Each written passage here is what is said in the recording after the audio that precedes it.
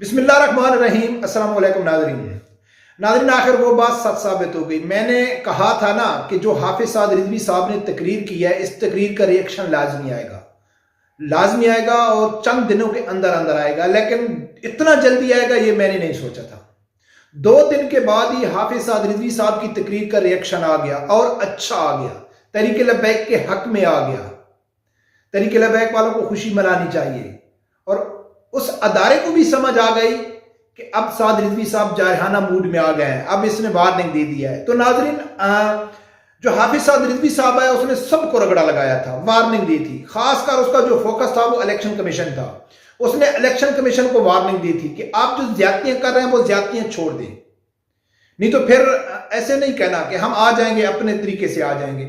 तो मैं चाहता हूं कि पहले सुनो कि हाफिज साद रिजवी साहब ने इलेक्शन कमीशन के मुतालिक क्या कहा था, फिर जो इलेक्शन कमीशन की तरफ से रिएक्शन आया है वो भी आप लोगों के सामने रखूंगा। पहले सुनो कि हाफिज साद रिजवी साहब ने क्या कहा था।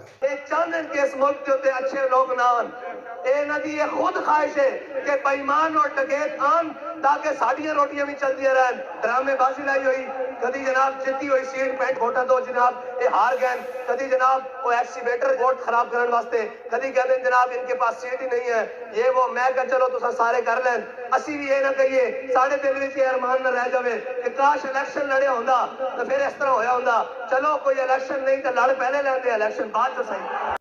नाज़रीन, आप लोगों ने सुना है कि हाफिज साद रिजवी साहब क्या कहता है कि इलेक्शन कमीशन जो ज्यादती कर रहा था तहरीक लब्बैक के साथ, वहां वो एक ज्यादती ये भी कर रहा था कि जो भी तहरीक लब्बैक का निशान करैन है वहां उसके साथ उन लोगों ने बेल्ट पेपर पे एक्सीवेटर का निशान दिया था, तहरीक लब्बैक के वोटर को धोखा देने के लिए। ये अक्सर होता है।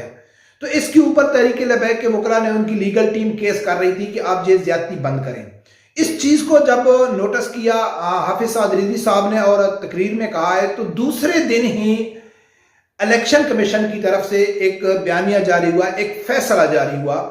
वो उस हवा निशान के हवाले से वो क्या हुआ कि एक जो वकील केस लड़ रहा था अपना बैरिस्टर मोहम्मद यूसुफ साहब, उसने कहा है कि अल्हम्दुलिल्लाह आज इलेक्शन कमीशन ने तहरीरी फैसला जारी कर दिया है, बिल्कुल तहरीरी तौर पे फैसला जारी कर दिया है, जिसमें एक्सीवेटर का निशान मुकम्मल खत्म कर दिया गया है और करैन का निशान मुकम्मल बरकरार रखा है।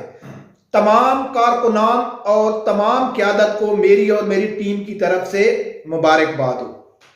अब नाज़रीन, क्या हो गया कि इलेक्शन कमीशन ने जो एक धोखा देने के लिए ये उन लोगों ने एक्सीवेटर का निशान दिया था वो नहीं निकाल रहे थे। तो हाफिज साद रिजवी साहब की तकरीर के बाद इलेक्शन कमीशन ने कहा है चलो भाई ये तो निकालो ना, उनको मालूम पड़ गया। आखिर नाज़रीन वजह क्या है?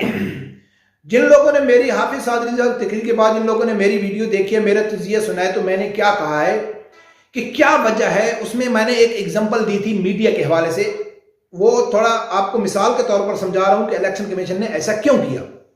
मीडिया के हवाले से मैंने कहा था कि भाई सब मीडिया को मालूम है कि जो हाफिज साद रिजवी साहब बातें करता है, रियासत मदीना की बातें करता है, दीन की बातें करता है, नबी पाक सीरत की बातें करता है, वही बातें इमरान खान भी करता है।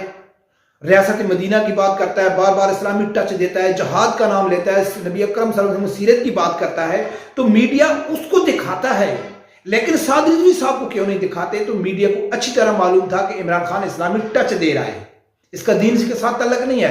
और हाफिज साद रिजवी साहब जो बोलता है, जो कहता है, वो करके दिखाता है और मीडिया नहीं चाहता है कि पाकिस्तान में इस्लामी कानून हो। इसी तरह इलेक्शन कमीशन को इमरान खान तो पिछले 6 महीने से गाली निकाल रहा है। कोई ऐसी उसकी तकरीर नहीं, कोई एक ऐसा आदमी नहीं कि जिसने इलेक्शन कमीशन के खिलाफ इमरान खान की तकरीर ना हो।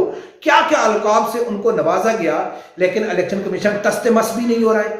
और हाफिज साद रिजवी साहब ने जो ही इलेक्शन कमीशन को ललकारा कि भाई आप लोग तहरीक लब्बैक के साथ ज्यादती करना छोड़ दो, ये जो हम इस प्रोसेस में आए हैं तो ऐसा ना हो कि हमको अपना हक छीनना पड़े। जो मैंने वजाती वीडियो कई दे चुका हूं कि तहरीक लब्बैक नहीं चाहती कि वो मैं दूसरा रास्ता इख्तियार करे। और दूसरा रास्ता मैंने आपको कहा था और हाफिज साद रिजवी साहब ने भी कहा था कि जब बारिश आती है, पानी आता है, तो फिर वो नहीं देखता है कि कौन सी तबाही मचा रहा है या कौन सी तबाही जा रहा है, तो आप बंदे बन जाओ। हाफिज साद रिजवी साहब ने खुल के इलेक्शन कमीशन को ललकारा था। तो ठीक दूसरे दिन जो इलेक्शन कमीशन में तहरीक लब्बैक का केस चल रहा था इस निशान के हवाले से, तो इसने रिमूव कर दिया है। اب ناظرین آگے دیکھنا ہے کہ حافظ سعد رضوی صاحب نے جو جارحانہ موڈ اختیار کیا ہے اس سے اور بھی ریئیکشن آئیں گے، اور بھی آئیں گے. مجھے ابھی کنفرم تو نہیں ہے، میں کیونکہ 2 دن بزی تھا، میں بالکل نیٹ سے کٹ آف تھا، تو مجھے کسی آدمی نے کہا ہے کہ رانا ثناء اللہ کی طرف سے بھی ریئیکشن آیا، لیکن وہ میرے سامنے نہیں آیا ہے، میں نے دیکھا نہیں ہے کہ اس نے کہا ہے حافظ سعد رضوی صاحب کو کہ حافظ سعد رضوی صاحب اپنی تقریر کے اوپر، اپنے بیان کے اوپر نظر ثانی کرے، کیونکہ ہم مجبور ہیں، ہماری مجبور ہے. اگر اس نے نظر ثانی نہ کی تو پھر ان کے ساتھ بھی پی ٹی آئی والا حشر یا پی ٹی آئی کی طرح ان کے ساتھ بھی نپٹا جائے گا. تو رانا ثناء اللہ بہت بڑی غلط فہمی میں ہے، وہ پہلے تحریک لبیک کے ساتھ ٹکر لے چکے ہیں، ان کو معلوم ہے. اگر وہ یہ سمجھتا ہے کہ وہ تحریک لبیک کے ساتھ ایسے زیادتی کریں گے تو اس کو یہ بھی سمجھنا چاہیے کہ جن لوگوں نے تحریک لبیک کے ساتھ عمران خان کے دور میں زیادتی ہوئی تھی آج ان کے ساتھ کیا ہو رہا ہے. تحریک لبیک تو اس حوالے سے کلیئر ہے کہ نہ تو وہ ڈرتے ہیں، نہ وہ جیل سے ڈرتے ہیں، نہ وہ گولی کھانے سے ڈرتے ہیں. پی ٹی آئی کے جو یوتھ ہے، جو ڈانسر ہے، ان کو رانا ثناء اللہ تو دھمکی دے سکتا ہے، وہ تو اس کی دھمکی میں آ سکتے ہیں، لیکن تحریک لبیک کسی کی دھمکی میں نہیں آتی. جو حق اور سچ کے ساتھ ہوتے ہیں تو وہ کسی کی دھمکیوں میں نہیں آتے. تو ہماری گزارش یہ ہے کہ رانا ثناء اللہ کو سوچنا چاہیے کہ آپ تحریک لبیک کے بارے میں کیا کہہ رہے ہیں. ابھی میں یہ واضح کر رہا ہوں کہ یہ میں نے خبر سنی نہیں ہے، لیکن ایسا ہی ہو سکتا ہے. اگر ریئیکشن آئے گا تو ایسا ہی آئے گا، یعنی کہ پی ڈی ایم کی طرف سے. رانا ثناء اللہ یہ تو نہیں کہے گا ٹھیک ہے جی سعد رضوی صاحب ہم آپ کی بات مانتے ہیں، یہ ہے وہ. اس نے ایسی دھمکی دینی ہے نا، جیسے عمران خان دھمکی دیتا تھا، جیسے شیخ رشید بڑی بڑی باتیں کرتا تھا، فواد چودھری باتیں کرتا تھا، تو شیخ رشید نے بھی ایسے کرنی ہے. تو اس نے رانا ثناء اللہ نے، تو رانا ثناء اللہ کو بھی معلوم پڑ جائے گا کہ اس نے کس سے ٹکر لیا ہے. اور مزے کی بات یہ ہے کہ حافظ سعد رضوی صاحب کی اس تقریر نے ان پٹواریوں کو اور ان یوتھیوں کو ایسا جواب دیا کہ خاص کر جو یوتھی ہیں ان کو، کہ وہ کہتے تھے نا کہ یہ جو تحریک لبیک والے ہیں یہ نون لیگ کے ساتھ ملے ہوئے ہیں، یہ عمران خان کے دور میں باہر نکلتے ہیں، اس کے دور میں نہیں نکلتے.